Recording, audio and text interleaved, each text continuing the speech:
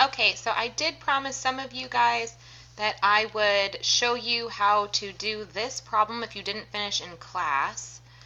So you have to first find the area of the brick.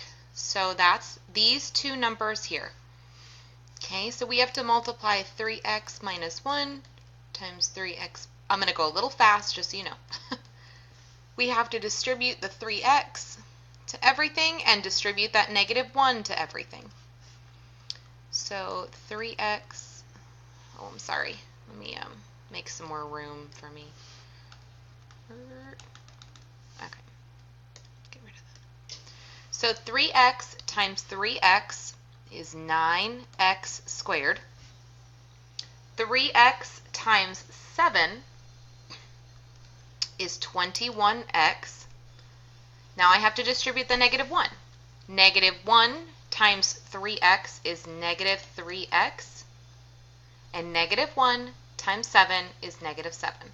So then your two middle terms are your like terms. So we have 9x squared plus 18x minus 7. This is the brick. That's the area of the brick square. So now we have to find the area of the white square because we have to subtract that from it. So that's this one. So we have x times 2x plus 5. Well, this one's pretty easy. I only have to distribute the x. So x times 2x is 2x squared. 5 times x is 5x. So this is the white box. But it says it only wants the area of the shaded region. I don't know why they call it shaded. They're just going to call it brick. They look like bricks to me. So in order to do that, let's just do orange. In order to do that, we have to subtract the white square from the brick. So I'm going to start with the brick. Ready? I have 9x squared plus 18x minus 7. And I have to subtract the second polynomial we made, which was 2x squared plus 5x. So if you remember, when you subtract polynomials, you have to distribute that negative sign. So this turns into 9x squared plus 18, this is a long one, minus 2x squared minus 5x. Now we have like terms. X squared is no one to combine with.